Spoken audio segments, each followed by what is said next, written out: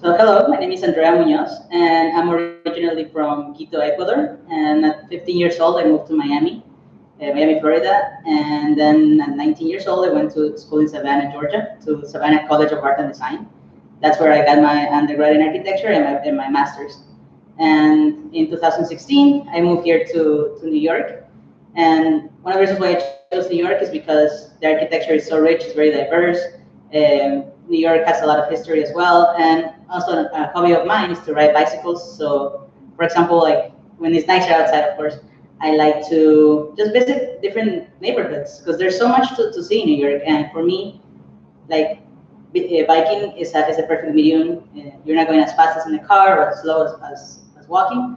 So I love seeing it through my bicycle. And I've been able to take pictures. I've been able to like experience different things. And yeah, that's why I love New York because of that. And right now I'm working in an architecture firm called JFA. And I've been there for about 6 months. It's fairly new, but before that I was doing project management, which basically I was in construction sites supervising that things were being built correctly. And now I'm actually designing and I'm coordinating. So I've seen both sides, like the design part and also the construction part, which has given me a really good experience. And yeah, that's about it. Amazing. I'm gonna move it a little bit closer so we can see. I'm gonna take them off us. They get foggy. Yeah. Okay. Cool.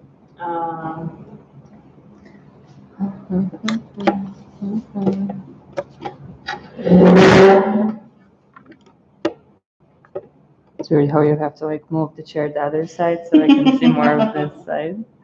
Want me to move? No, you're perfect. It's just chair. Yeah, here we go. Now you're in the center. Now it's great. Amazing. Love it. Yeah. Okay, cool. Let's do. So, why did you choose this profession, and how you started this journey, and how you realized that you want to do what you do now? So when I was a little girl, about 6 years old, actually no, I'm not repeating it. Yeah. So one of my uncles is an architect, and I will go to site visits with him, and that was really interesting to me. Obviously, I was a kid back then. I was like 6 years old, and because I saw how he worked, I started playing around with the same ideas. So basically, let's say my dad would buy a keyboard, and he will give me the box of the keyboard, and I will start building up the little apartments or little houses for my dolls. So I remember I had like GI Joes that were this big, and I made this whole house for them, so I can play with them, and that was it for me. I was playing around, like making layouts, making furniture. I would like sew little covers and pillows and stuff like that. So it was fun. Like, and now I see architecture the same way. For me, I'm playing. I'm still playing. I'm still like the 6-year-old girl that was playing with cardboard boxes, but now I'm actually designing things. This is amazing. How did you start your journey? What did you do first when you realized that you want to continue doing this for work? So there were two things that I really liked, which that I still like, of course. Is one is psychology, which is understanding people's mind and like how they speak to you and stuff like that. And the other one was math and art. I guess it's three things. Um, and architecture to me combines all of those things because it's not just about designing cool things or cool buildings, but it's about people, understanding where people want to live. Like we spend most of the time out inside buildings, or even if we're outside, let's say in a park, that's also designed by somebody. So that to me is like the best thing, to try to understand and like see where people want to spend time, or like what makes people feel happy and good, and put that into a space. So so yeah, like architecture was the perfect medium of those three things. I can be artistic. I also get to do some math, and people to me are the most important things in architecture. Awesome. You pretty much started answering the question. My next question was, what did you need to learn to become an architect or to become a good architect at school and then at the university? Like, what were the main things that you learned? So one thing, it's for example computer programs. There's many computer programs that we use now. One of the most known is AutoCAD and Revit, but there's also Rhino and there's many other ones that are coming out.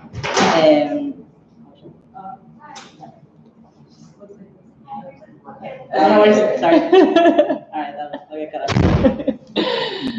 I want to start again. Yeah. So, what was the question?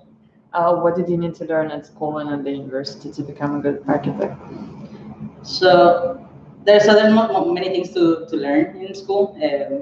For example, there's one part, the coolest part for me was computer programs, because that's how you actually like put things together. Like you can draw and everything by hand, but then you put it into a 3D program and you can see what you're actually designing. And that's really cool to see. And then you can transfer that into a rendering program and see how your design or your idea is coming to life. Obviously not fully built, but it's coming to life in there. You also learn to do models, like physical models. So that's another really cool part. And there are other classes for many other things. But to me, like one of the most important things is people. So understanding what people want and what people like, or what the client wants, basically, depending on where you're working. Um, that's something that you just learn throughout, and you just have to meet people and understand people, like connect with people, and be able to know how to read what they want, because that's one thing. You have to translate whatever their idea is and put it into paper so it can be built. So to me that's a really cool flow of that transition, and like it can take a long time. Like it can be super quick, that the idea just comes to you and you connect with the client and say like, yes, I want this, or it can take months until the client decides like, yes, I want this, or no, I don't want this. It depends. It's a very interesting career because there's many options and many things to do too. What are the good things about your profession? Like the things that you love personally, or the things that most of the architects love about their work? That's an interesting question, just because every architect has a different idea, and also there's many categories of architecture. Like, let's say you have urban planning, which is like planning the city or planning a neighborhood, which is at a much larger scale. You also have landscape architecture that can be creating a park or creating outdoor spaces.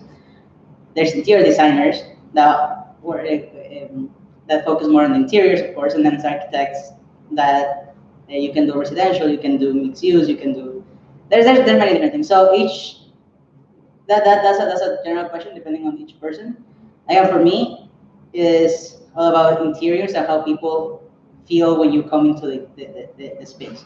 Like for me, I just want people to feel happy, to feel comfortable and at peace whenever they go into any space that I design. Because at the end of the day, I feel like that's what every human wants, and it's just happiness and peacefulness. No matter what, like if you're rich, you're poor, whatever, you just want happiness, stability, and you want to feel comfortable. And that's it. Nice. Give me just 1 second. I'm gonna get this space. My legs are. Yeah.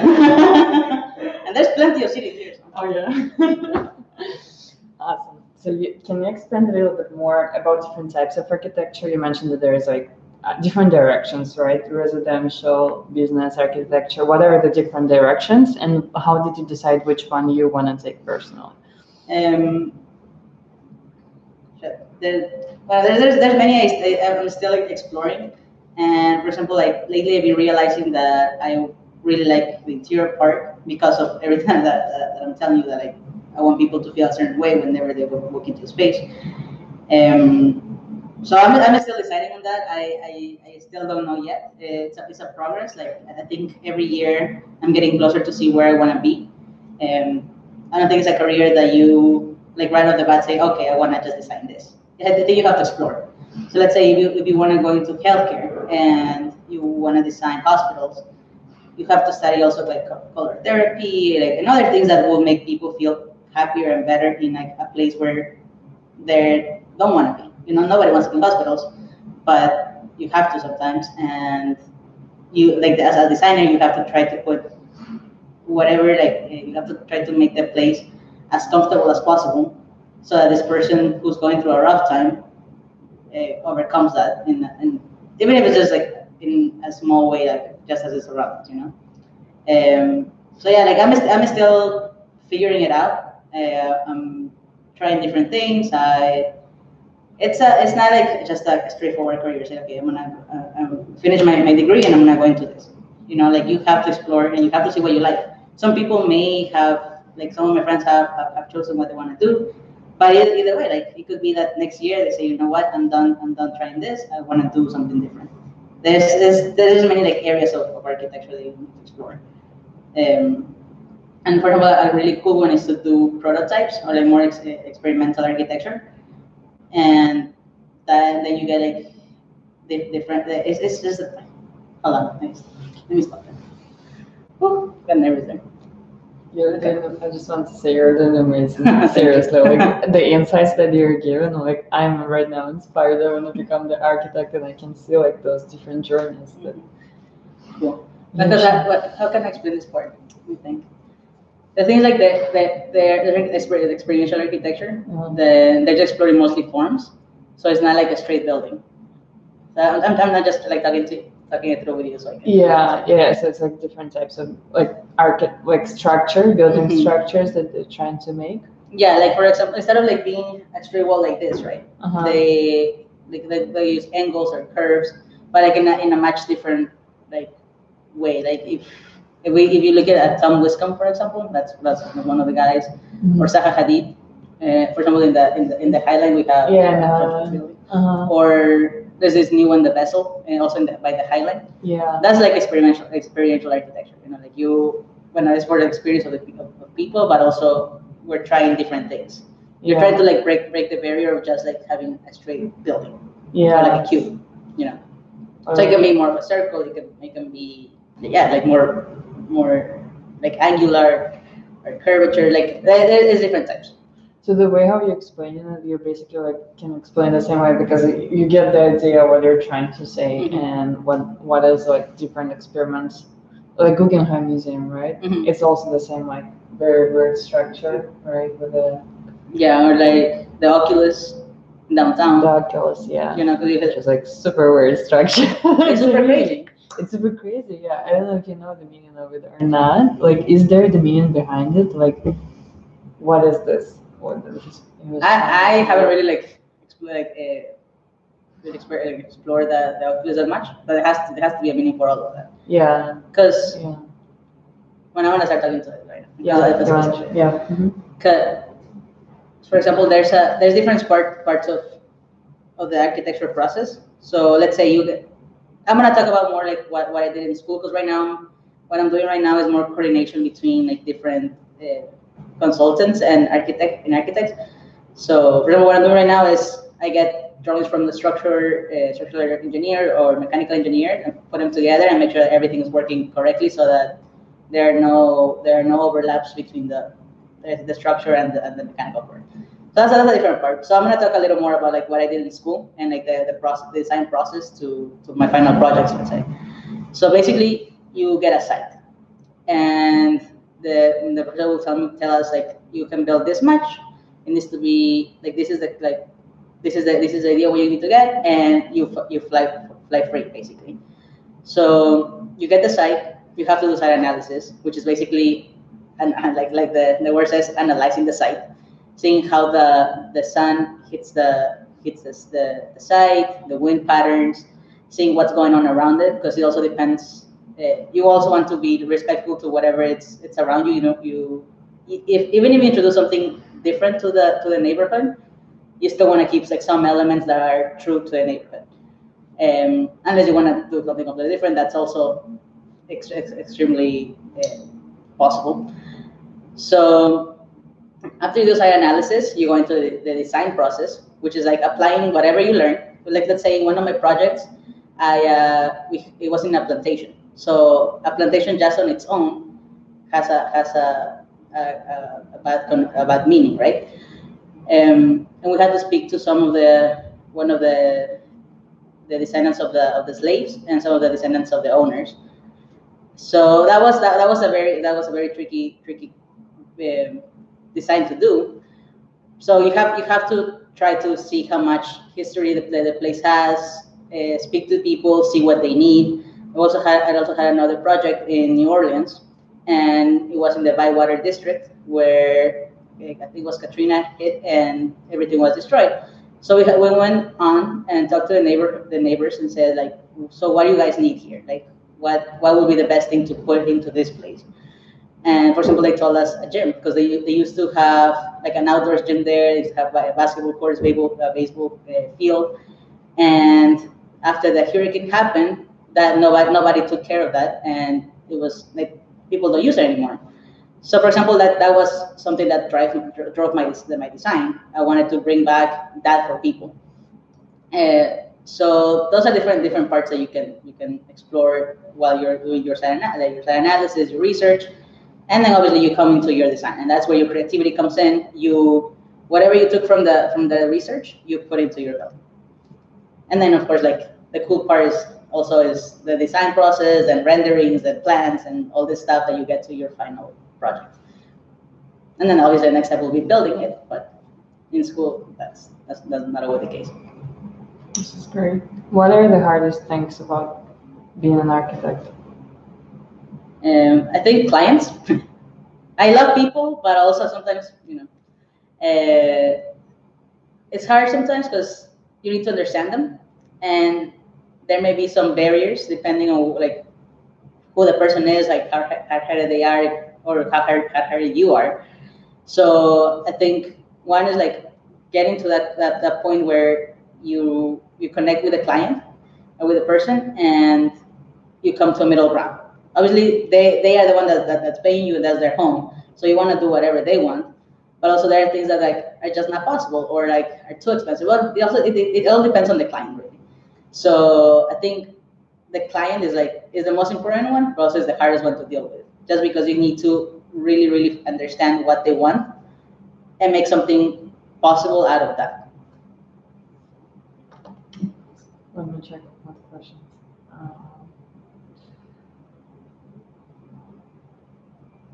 If you can maybe expand a little bit more on what are the 5 most important qualities needed for the profession? You said some already like about understanding people. Is there like what are the other qualities? You have to be patient, very patient, because a project could like be really quickly, or it could last you years, depending on like the size or again the client and funds. So you have to be very patient, be realistic, but also be creative. Um, you have to be kind and open-minded to whatever other people say. The one thing that architects do tend to have is like the godlike feeling, because obviously we're building or like we're designing places where people are going to be at. But I think as an architect, you have to be very like also humble, because at the end of the day, you're not the one that's going to live in these buildings, or you might like, let's say if you do a courtyard, yes, you might visit it every now and then, but you're not going to be the one spending the time there. So you have to be humble and know that that's not for you. You did it, yes, it's something proud that you have to be proud of, but it's not for you. So you have to also learn to detach yourself easily from these things. Sometimes you take projects that are very personal and hard, and you suffer through some projects, but you have to also know how to let go. And that is all part of growing up and becoming more mature too. So it's little by little. It's like a lot of philosophical concepts. So what are the opportunities for growth in your profession? Well, it's the final one that you can do is like own your own company and do whatever you want. But obviously, through that, you have to get experience. I've known some people that have opened their firms very young, but you will need somebody that has experience, because as an architect, we're late bloomers. This is one thing that you gotta know: you're not gonna make 6 figures right off the bat. There's no way. You have to be patient and go through the process. You're gonna start just drafting whatever, like let's say you have red lines. so corrections of drawings that somebody else has done, and you have to correct them. And that's part of the process. You have to learn that part. You have to learn also, after that, you have to learn how to teach other people, because always younger kids are gonna come to the firm, and you have to teach them too how to do the job. And it's just basically like a whole growth experience.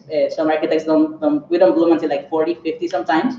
It's just being patient, really. So you, like, for example, you can start as a drafter, then you can be an architectural designer, then maybe a junior architect or a senior architect, a coordinator, depending on, like, there's many different labels depending on the firm. Like, you can always grow, and basically you're just like overseeing more people, and and by doing that you're getting more experience, because let's say right now I'm an architectural designer, so I'm doing corrections, I'm designing, and I'm coordinating all that stuff. But later on, let's say once I'm a senior architect, I'm gonna be overseeing people. I'm not gonna be doing the physical work. I'm gonna be talking to clients. I'm gonna be like doing something different. So there's different levels that you can play with, but obviously the ultimate one could be opening your own firm and doing whatever you want, getting your own clients, and exploring as you please, basically. So what was your career journey? When did you start, and how did you start with your first positions, and then you grew into other positions? If you can expand into that, were you studying at that time, and if so, like, how early did you start practicing? So I started working 3 years ago, and my first job was as a junior project manager at a real estate developer. And basically, in that job, I was just being the middleman between the owner, the architect, the consultants, so like engineers and the contractors. So let's say we will get an apartment. I will reach out to the architect so they can go measure, they can do all that. So I wasn't really being the architect then. I was just being like the person that coordinated everyone. So let's say if this was me, I had, obviously my boss would tell me, okay, this, we need to do this, and I would transfer that information into other people, right? So I will reach out to the architect, they will send me plans, I will correct the plans. If we need, like, if something happened and we needed a structural engineer, I will reach out to the structural engineer or the mechanical engineer, get drawings from them, coordinate with architecture, with the architects, and then at the same time send whatever, like the plan to contractors so they can price it out. They will send me back pricing. I will see what they make sure that they included everything that we needed for the apartment or multiple apartments, and send it, like, give it to my boss, get it approved. And once we had everything approved, pricing and DOB drawings, so because we have to send it to the city too, so they can review and make sure that we were complying with all the codes. And once that happened, we started construction. And let's say construction could take from 10 weeks to 2 months, sometimes, depending on how many apartments I had in one building, or if there were any issues with while there was construction going on. Because sometimes we demoed the apartments, and we didn't know there was, let's say, an exhaust or a pipe or something, and the pipe was right in the middle of the living room. So now we had to redesign the whole thing and refile again and all this stuff. So it was a whole process then. And after that, like, since I did the management part, I wanted to do the designing part, and that's where I'm at right now. I made the switch 6 months ago, and yeah, now I'm designing. I'm basically, like, I'm coordinating now, but from the architecture point of view. So now I'm seeing things that I saw things physically before. Now I'm actually seeing it from a different perspective. So I feel like I've gotten a good range of what I've been doing. But yeah, so I only started 3 years ago. We'll see where I get to next year or in the next 2 years. Nice. And what would be the journey that you would, like, recommend or advise for other young teenagers who want to become the architect? Like, what would be the advice that you would give them, for example, once they go to the university, start looking for the internships at the architecture firms, or like start looking for the competitions or the projects that you want to work on as early as possible, something like this, whatever you would advise? So I think the first thing that you have to see is what type of architecture you like at the moment. There are schools that are more design oriented, other ones that are more technical oriented. My school was a art and design school, so it was full on design. But there's different types of school, and it all depends on what you like. And yes, but same thing for internships. See what type of firms you like or whatever is around you. Depend also that depends too. Like if you are able to go out of state for an internship, that's great. Do it because you also have the experience of life. Not living on your own and doing your own thing. But if you have to stay, let's say, at home during the summer, either way, do it. You get more experience. You always want to learn.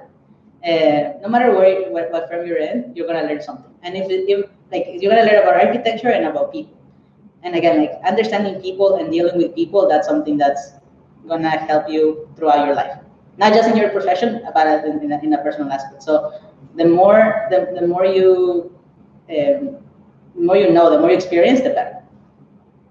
And how would you recommend to search for the type of architecture you like? Is there any specific exercises that you can do, or like what do you need to keep in mind when you're searching for those?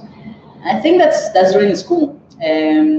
During the school, they're going to give you different projects, and that's where you're going to start seeing. So, for example, in my school, we will like meet. We will have a schedule of the professors that were teaching the classes, and so I would pick based on like the schedule that I wanted, and also the professor that I wanted. So you have to research what professor is teaching what, and well, we always, when in my school again, we had a studio and then like two other classes that supported the studio basically. So we had three classes and that was it in a 10-week period. So, for example, depending on what you wanted to see, you will see the professor. Okay, so this professor is teaching this, and I know he likes a structure, for example, and I'm interested in structure, so I'm gonna go for this. Or there was this professor that like he was into more experiential architecture, so if you want him, pick him, like try to pick him. Sometimes like the classes were full. And yeah, that was basically it. Like I think during the school you can explore a lot. And for example, like one thing that my dad told me is like enjoy school. He was like, this is the funnest time of your life because you don't have that many responsibilities, you don't have bills, you don't have like other things that life is gonna bring you. So just enjoy school. And I wish I would have taken the advice to heart. I would explore way more in my architecture because once you're in real life, there are other factors that come into place, like budgeting, and that's a big thing. But in school, you can explore whatever you want. If you want to do healthcare, if you want to do whatever, it's up to you. How does your average day looks like, and what are the types of things or the types of like work that you do? Like for example, you mentioned budgeting. What was the question? Sorry. How does your average day looks like your work day? Like what do you do at work? Let's say this is like 9 a.m. You came into office. What are you gonna do? All right. So right now I'm working in a 17-story building in the Bronx, and we've been coordinating for a while now with the structural and MEP, and so the past few months have been a little like stuck because also like the client is very hard. He keeps changing his mind, so we have to like keep redoing things and redoing things and redoing things. But I think we're like closer to finishing up the coordination part. So yeah, basically I come to the office and my coordinator tells me, okay, Andrea. So they send me this stuff. We need to overlay this and coordinate with this. Now, actually, what I'm doing right now is not the most exciting thing, and it will take a little bit to explain or to show you how it is. But it's basically right now has been mostly coordination between like between the structural MEP and us, and yeah, right now that's the most fun experience, but it's part of it. It's we just got another building and we're going to start designing, and that's going to be really cool because, for example, I haven't done this yet, so don't quote me on this. But let's say you get the site, and you have to see how much you have to see the zoning, and the zoning will tell you how much you can build, depending on where you're at and what area of the city you are. So, like New York is very hard too because there's many different codes and many different steps to just like create the massing of the building. So let's say you get you know where the zone is, and based on like how you want to build and how much is the max you can build, you will play around with those numbers. So let's say you have a square basically of your of land, and you need to build, and you have to have a setback in the courtyard, let's say 30 feet, and you are obligated to have parking there, and so you have to like work based on that. So let's say you're setting back 30 feet. If you want to go higher, you also have to have different setbacks, like from in height. So yeah, like it's different ways to play around with that. That's gonna be really interesting. It's gonna be my first time playing with that. So yeah, I'm excited for that. I'm really really excited. It sounds exciting. Where do you get the inspiration as an architect? There's a lot of creative process involved, right? Yeah. So you gotta have like your inspiration tools. Good. That's hard. Now, what for me is like again people. My inspiration is just wanting to make people feel happy in their place they're at, and that's it. And then depending on like the neighborhood, depending on that, like I think it just comes all together once you do a little bit of research and you understand whoever's gonna be living there, and yeah, that was hard to answer. Do you have any like tools or exercises to expand on the creativity and like develop your creativity, or it's more like you basically like see the buildings around you and that's how you get inspired? It's a mixture of many things. It's all the research that you do of the site, of the history of the site, of whatever's around. Um, Also, it can be that you're looking for images online and seeing, okay, I want to incorporate, let's say, this type of wall in my building. I want to incorporate this lighting or this, and like you start getting ideas also from whatever has been built before, and also what's possible, And yeah, like it's a combination of many things at the time, and whatever the use is for. So you always have to do case studies, and that's basically like seeing pictures of things that have been built before, understanding how they came up to that concept, and from those case studies that you do, you're gonna get some inspiration. Then you're gonna see your research, and then you're gonna put your personal part of that, because you're gonna have all of this information in your head, and you have to put it on paper. So you're gonna make it's a mix of all the information you get, and you funnel it into a plan or like a 3D model. Or This is very valuable. Do you have any specific resources where you look up the case studies? yeah, you can look up in Google. You can Google anything, obviously. There's Architector, Archinect,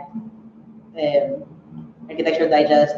There's many online websites that you can go to. If you have a favorite architect, like I mentioned, like Tom Wiscombe, Zaha Hadid, for example, those are really cool ones. Stephen Hall. I'm just saying big names right now. But you can see whoever you like have more affinity for, and we can always refer to their case studies or whatever they've done before in the past, or search for new architects that you enjoy. Awesome. That was my next question. Who are your inspirations in architecture and why? I really don't have like one per se. I like different types of style, and also right now I'm searching to see what exactly I like.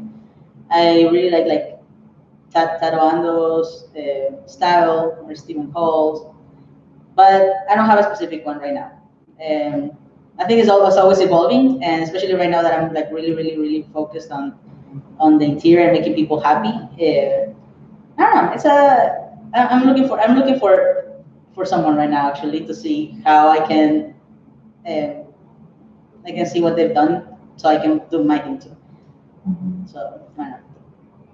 And who shaped your journey? Like, is there any architects who really inspired you that much when you were growing up that they really shaped your journey and your like preferences in architecture?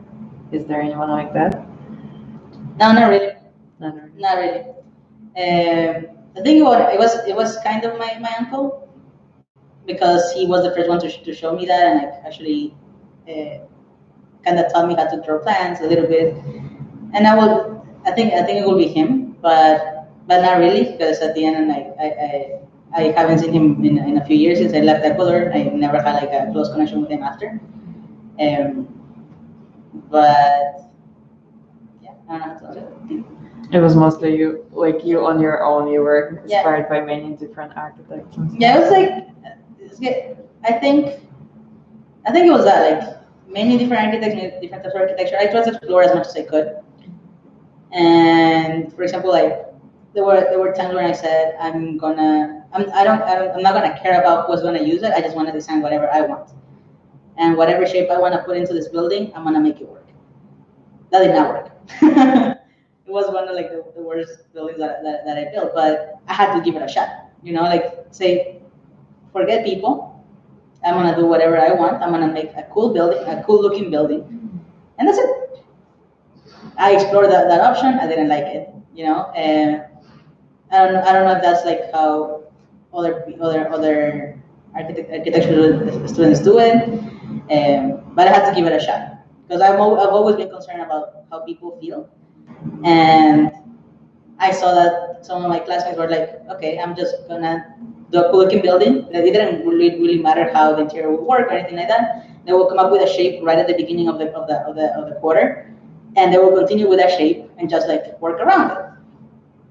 Did it work inside? Did it not work inside? I mean, I don't know, but I wanted to see, like, how would that feel if I did that, and I didn't. So I don't know. To me, it has been an exploration more than anything.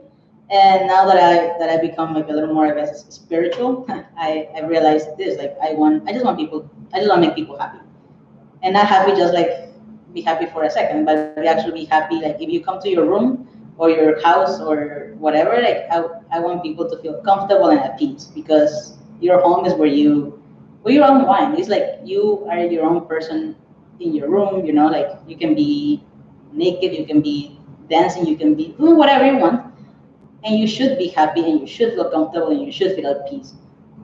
Because I feel like the world just throws you things every single day that you need a place where you can just say, like, forget about everything else, you know.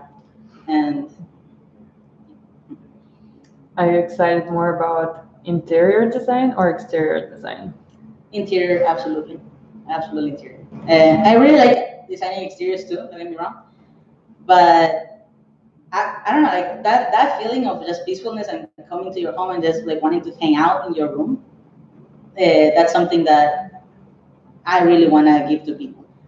You know, for example, now I live in New York, so I have roommates, and my living room is not the best, but my room is me. You know, like, my room is 100% me, and that's where I come after a long day of work, and if I'm stressed or whatever, like, that's where I get to be me, whoever I want to be. So just giving that feeling to people, I think that's what drives me, and that's what I want to get to eventually. So what, like, maybe to sum up, how would you recommend to the young teenagers interested in architecture build up the experience and become good architects? Like, shape the journey, right? Starting from the beginning, when they just realized, okay, that might be something I might be interested. They don't know yet, but, like, they want to explore. I think it's like choosing a school that will help you grow however you want to grow, depending on what you want to do, and then just explore as much as you can while you're in school. Don't be afraid of failure or anything like that. Just keep exploring, because also architecture is all about taste. So some people may say, like, oh my God, that's an awesome building. Other people might say, like, no, that's terrible. You know, so it also depends. It's very personal. So just explore as much as you can while you're in school. And again, same thing when you're looking for jobs. Like, see different firms, and if you need to move out of the city where you're at because you don't see any growth there, or you don't relate to the architecture that they're doing in your city, you can go somewhere else and make the choice of doing that. And to me, it's literally just keep exploring. That's basically it. Explore and enjoy, because it's your journey. Nice. What are your plans for the next 5, 7, 10 years? So in the next few years, I'm I'm gonna keep exploring this whole idea of the interior architecture and all that. I don't know exactly how to make it happen for me. I'm still looking for firms that do exactly what I want to do. I don't know even if it exists in the degree that I want to apply it to. So right now I'm just exploring. It's I think eventually I will move to the West Coast, see how the architecture over there is and how architecture firms approach architecture. There's different types of design processes, so I just need to keep exploring more until I find the right one for me. And yeah, eventually, like one of my goals now is to design my own tiny home, so I can take it anywhere I want. Yeah, that's basically what I want to do in the next like 5 years, and then we'll see where the wind takes me because it's all a journey. Yeah, is it like a mobile home that you want to move from one place to another? Yes. Or? Wow. Yeah. So like a tiny home, that's a mobile home too. Nice. So let's say if I want to be living in the mountains at some point in my life, like I will go live in the mountains if it's for a month. Or if I want to go to the beach, I will go to the beach. We'll see. Wow. Also, obviously, it all depends on the job and whatever's happening in my life at the time. But that's the goal right now. That's my dream right now. Yeah. But we'll see. Awesome.